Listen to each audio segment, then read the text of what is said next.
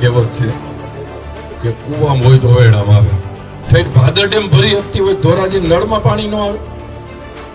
પણ તમારે ત્યાં ખાટલે ખોય તો ભાજપ વાળા શું કરે? કોંગ્રેસ વાળાને આ ચૂંટણી રૂપી દેવા માટે આ ચૂંટણી આવી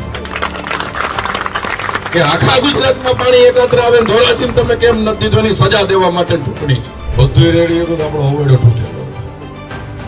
કૂવામાં પાણી હતું પણ આપણો ધોરાજીનો હવેડો તૂટેલો. ભાજપની સરકારમાં ગુજરાતમાં એકય ડોહી હાંધા વગર દુખતી હોય એવી ડોહી નથી રહેવા દીધી. પૃથ્વીરાજ ચૌહાણ વખતે જે ભૂલ થઈ છે ને કે એના પછી કરોડો હિન્દુ મુસ્લિમ થયા છે. ગુજરાત ભાજપની અંદર વિવાદ એ શાંત થવાનું નામ નથી લઈ રહ્યું. કેમ કે અમરેલીનો લેટરકાંડ, રાજકોટનો લેટરકાંડ, જેતપુરની અંદર ટિકિટની વહેંચણી લઈને વિવાદ અને વિખવાદ, અને આવા તમામની વચ્ચે ભાજપે જ્યારે ચૂંટણી પ્રચારની કમાન એ સ્ટાર પ્રચારકોને આપી છે, પરંતુ આ તમામ સ્ટાર પ્રચારકોની વચ્ચે એક એવા રાજકીય નેતા કે જેમના પ્રચારથી અત્યારે એ ચર્ચાઓ જાગી ઉઠી છે કે શું વાત છે, રાજકોટના ભાજપના દિગ્ગજ નેતા આવો પ્રચાર કરી જાણે છે. નમસ્કાર, આપ જોઈ રહ્યા છો ન્યૂઝરૂમ ને આપની સાથે હું છું પ્રદીપ. રાજકોટ ભાજપની અંદર વિવાદ અને વિખવાદ એ ચાલી રહ્યો છે. કેમ કે રાજકોટની અંદર એક લેટરકાંડ સર્જાયો ને ત્યારબાદ રાજકોટના ગ્રામ્ય વિસ્તારની અંદર જેતપુરમાં જયેશ રાદડિયા અને પ્રશાંત કોરાટની વચ્ચે વિવાદ થયો. અને વિવાદ થવાનું કારણ શું?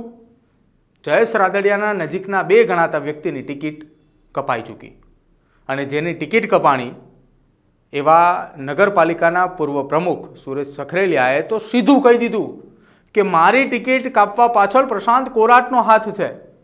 અને તેવામાં હવે પ્રચારની જવાબદારી એ રાજકોટ જિલ્લા પ્રમુખ અલ્પેશ ઢોલરિયાએ સંભાળી છે. બીજી તરફ પ્રશાંત કોરાટને સ્ટાર પ્રચારક બનાવાયા છે. જોકે તેમને પોતાની જવાબદારી શરૂ કરી છે. જૂનાગઢની અંદર સ્ટાર પ્રચારક તરીકેની જવાબદારી સંભાળતાની સાથે જ પ્રચારમાં એ ઉમેદવારોની સાથે તેઓ પહોંચ્યા હતા, પ્રચાર પણ કર્યો, અને સાથે હવે તેઓ ઉત્તર ગુજરાતની પણ કમાન સંભાળી રહ્યા છે. બીજી તરફ જ્યારે રાજકોટ ગ્રામ્યની અંદર વિવાદ અને વિખવાદ ચાલી રહ્યો છે, તેવામાં કોંગ્રેસને એમ હતું કે અમે આ વિવાદ અને વિખવાદની વચ્ચે ફાયદો લઈ જશું, પરંતુ અલ્પેશ ઢોલરિયા એ નવા અંદાજની સાથે રાજકોટ ગ્રામ્ય વિસ્તારની અંદર પ્રચાર કરતા જોવા મળ્યા. ધોરાજી ખાતે ભારતીય જનતા પાર્ટીના નગરપાલિકાની આ જે ચૂંટણી હતું, જેનું એક મધ્યસ્થ કાર્યાલયનું ઓપનિંગ હતું, ને તે દરમિયાન અલ્પેશ ઢોલરિયાએ જે પ્રચાર કર્યો છે કે જેનાથી વિરોધીઓ એ ફફડી ઉઠ્યા છે. શું કહ્યું અલ્પેશ ઢોલરિયાએ પ્રચાર દરમિયાન, અને કેવી રીતે ભારતીય જનતા પાર્ટીના વિકાસની તેમણે વાત કરી, એ તમે પહેલા સાંભળો. ભારત માતા કી આપણી કહેવત છે કે કૂવામાં હોય તો વેડામાં આવે. એમાં બધું રેડી હતું તો આપણો હવેડો તૂટેલો હતો. કૂવામાં પાણી હતું પણ આપણો ધોરાજીનો હવેડો તૂટેલો હતો. પંચાયત થી પાર્લામેન્ટ સુધી બધે ભાજપની સરકાર હોય, અને અહીંયા એક આપણે કોંગ્રેસ આવી તો અમે શું કરીએ? આઈજા આ ચૂંટણી શેના માટેની છે કે તમારો અવાજ છે ને એ એક બેનને જે પાણીની વ્યથા હોય ને એ 100 મત દેવરાવે ને ધોરાજીમાં પાણી જોઈશે. પેલા ભાજપની સરકાર ઠેઠ ભાદર ડેમ ભરી હકતી હોય ધોરાજી નળમાં પાણી ન આવે. પણ તમારે ત્યાં ખાટલે ખોય તો ભાજપ વાળા શું કરે? કોંગ્રેસની સરકાર તમારા ગામમાં હતી તો ભાજપ વાળા શું કરે? તમે મને એટલું કહો કે ધોરાજી કરતા ગોંડલ મોટું કે નાનું? મોટું ને. તો ગોંડલમાં એકાત્રા પાણી આવતો ધોરાજી ન આવે. તો એનો જવાબ કોંગ્રેસ વાળાને આ ચૂંટણી રૂપી દેવા માટે આ ચૂંટણી આવી કે આખા ગુજરાતમાં પાણી એકત્ર આવે. ધોરાજી તમે કેમ નથી દીધો એની સજા દેવા માટે ચૂંટણી છે. તમે કયો બેનો કે કોંગ્રેસની સરકાર હતી, આ બધા ડોહીમાં એ જોયેલી છે, તો ત્યારે ડોહીઓને હાંધા નોત બગડતા? ભાઈ ડોહીઓને તે હાંધા નોત બગડતા? કોંગ્રેસે કઈ હાંધો નાખ્યો? હાલો તમે મને કહો, કોંગ્રેસે કઈ હાંધો નાખ્યો? ભાજપની સરકારમાં ગુજરાતમાં એકય ડોહી હાંધા વગર દુખતી હોય એવી ડોહી નથી રહેવા દીધી. તો પાણી નો દેવડાવી અમે? પેલા આપણને એટેક નહોતા આવતા, ભાજપની સરકાર નહોતી એટેક નહોતા આવતા. આપણે પૂછવા જતા કેટલામો છે, એમાં ઈ કે ત્રીજો, તો આપણે આપણે કઈ બહાર નીકળી કઈ બિચારા છેલ્લો ગયો કહેતા હતા આપણે કઈ પેલો તો કે હજી ચિંતા કરતા નહીં, 2 બાકી છે. એની જગ્યાએ નરેન્દ્રભાઈના શાસનમાં ગમે એને એટેક આવે ને પેલા એમ પૂછી કાર્ડ છે ઈ કે હા તો રાજકોટની હારામારી હોસ્પિટલમાં દાખલ થઈ જાઓ. નરેન્દ્રભાઈ મોદી આપણા માટે બેઠા છે. આવા કામ કર્યા હોય તો પાણી ન આવે. એના માટેનું મહત્વ નથી. પૃથ્વીરાજ ચૌહાણ વખતે જે ભૂલ થઈ છે ને કે એના પછી કરોડો હિન્દુ મુસ્લિમ થયા છે. આ ઈ ભૂલ ધોરાજીમાં ન થાય ને એના માટેની ચૂંટણી છે. તમારે માંગણી ધોરાજીએ ઈ કરવી જોઈએ કે વોર્ડ નંબર 1 માં અસંધારો આવ્યો ને આખા ધોરાજીમાં લાગુ કરો. ઈ કહેવાની જરૂર છે. પાણી તો ભરી આવશે. આપણે બધા એ કહીશું ને તો સેફ રહેવું, નકર ઘીરે નહીં સેફ આવે. ખાલી વાટ જો આ બધું થઈ જાય. આ બહેનોમાં એટલી શક્તિ છે કે હજી વાડીએથી પાણી ફરી આવે પણ ઘીરેથી રામજીભાઈ ફાંસા ધરવા આવે ને એની ચૂંટણી છે. આપણે બધા ભેગા મળી નરેન્દ્રભાઈના શાસનમાં જે વિકાસ થયો છે અને વિકાસ કેને કહેવાય? આજ સિમેન્ટ રોડની પાણીની માંગણી એટલે કરી છે કે આપણી સરકાર પાસે પૈસા છે. જે કેશુબાપા મુખ્યમંત્રી બન્યા ને તે ગુજરાતનું બજેટ ઠામુકું 11,000 કરોડનું હતું. રૂપાલા સાહેબ વાત કરે કે અમે મંત્રી તરીકે ખાલી 600 કરોડ રૂપિયા આવતા એમાં આખા ગુજરાતની લાઈનો હાંતા. એ 11,000 કરોડના બજેટથી નરેન્દ્રભાઈ બેઠા ને તે 14,000 કરોડનું બજેટ હતું.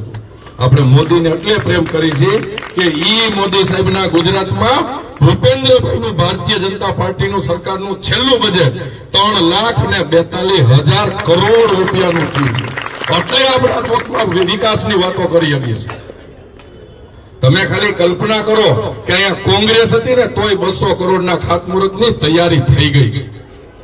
અને હજી તમે યાદ રાખજો કે આ વખતે જો અહીંયા ભાજપની સરકાર બની ગઈ ને ધોરાજીમાં તો અમે ગોંડલમાં, હું ગોંડલથી તમને કહેવા આવ્યો છું કે ગોંડલમાં અમે એવી વાતો કરી છે કે કોઈના ઘરે એકત્ર પાણી ન આવતું હોય તો અમને મત ન દેતા, કોઈના ઘર સામે સિમેન્ટ રોડ ન હોય તો અમને મત ન દેતા, કોઈના ઘર સામે લાઈટ ન હોય તો અમે મત ન દેતા.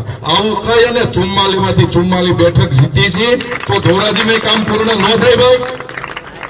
આ મતદાન એના માટે કરવાનું છે કે વેમમાં ન રહેતા. ધોરાજી એવું સિટી છે કે વેમમાં ન રહેતા. હગા વાલા મિત્ર સર્કલ ને જેમ ભાઈએ વાત કરી ને કે એનું 80% વોટ થઈને કોંગ્રેસ જીતી જાય છે તો આપણે 90% મત ન કરી શકીએ ભાઈ. 90% મત દો. જો એક ભૂલ છે ને ધોરાજીની શકલ બદલી નાખી. ગયા વખતે ભાયાવદનની તમને વાત કરું ભાઈ તો આપણે કેટલી 24 બેઠક છે એમાંથી ભાજપ પાસે 9 હોય. સરકાર ભાજપની બનાવવા માટે 15 જોતી. તો મિત્રો 10 કે 8 બેઠક આપણે છે ને 0 થી 4 મત થી લઈ અને 20 મત માટે હાર્યા હતા. એ 0 થી 4 મત ને 20 મત ને 19 મત ને આવા 4 ઉમેદવાર આપણા જે હારી ગયા ને 5-6 ઉમેદવાર એને હિસાબે 5 વર્ષ આખા ભાયાવદનને ભોગવવું પડ્યું.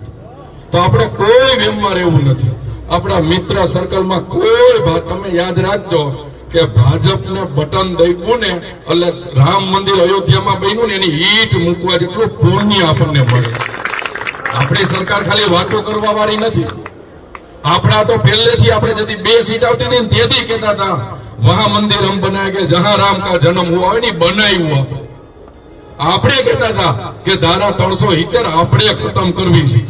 એ આપણે ખતમ ધારા 370 કઈ લેવા દેવા નહોતી પણ સરદાર વલ્લભભાઈ પટેલે અખંડ ભારત કર્યું ને એમાં નહેરુની એક ભૂલની જે બાકી રહી ગયું હતું ને એ મને તમને ભારતીય તરીકે ખૂંચતું હતું. એટલે એ ધારા 370 આપણે ખતમ કરી છે. તો રાષ્ટ્રહિતની વાત હોય, આપણે બધા ભારતીય છે, રાષ્ટ્રવાદી લોકો છે, તો કામય આપણે કરશું અને વિકાસય આપણે કરશું. પણ જેમ નારો દિલ્હીમાં હતો, મહારાષ્ટ્રમાં હતો ને કે એક હે તો સેફ હે, બટેંગે તો ભેગા રહીજો ભાઈ, ભારત માતા કી જય. તો આ હતા અલ્પેશ ઢોલરિયા. અલ્પેશ ઢોલરિયા એ રાજકોટ ભાજપના પ્રમુખ છે, યુવા નેતા છે અને એક તરફ રાજકોટના ગ્રામ્યની અંદર જે વિવાદ અને વિખવાદ ચાલી રહ્યો છે એ સીધો તેમને ધ્યાનમાં તો છે જ. એટલે હવે આવો વિવાદ અને વિખવાદ ફરી ના સર્જાય એટલા માટે પ્રમુખ તરીકે પોતે જ મેદાનમાં ઉતરી ચૂક્યા છે અને પ્રચારની શરૂઆત કરી દીધી છે. અલ્પેશ ઢોલરિયાએ પ્રચારની શરૂઆતના કરતાની સાથે જ કોંગ્રેસને આડે હાથ લીધી અને ધોરાજીની અંદર કોંગ્રેસે જાણે કોઈ જ વિકાસ ના કર્યો હોય તે પ્રકારે ખૂબ વરસ્યા. અને હવે એ ધોરાજી એ ભારતીય જનતા પાર્ટી જીતે એ માટે અલ્પેશ ઢોલરિયા એ ધોરાજીની અંદર દિવસ રાત એક કરી રહ્યા છે. તમારું શું માનવું છે અલ્પેશ ઢોલરિયાના પ્રચારને લઈને અને અલ્પેશ ઢોલરિયાના પ્રચારના આ અંદાજને લઈને તે ખાસ અમારા કમેન્ટ સેક્શનની અંદર જણાવજો. જોતા રહેજો ન્યૂઝરૂમ. નમસ્કાર.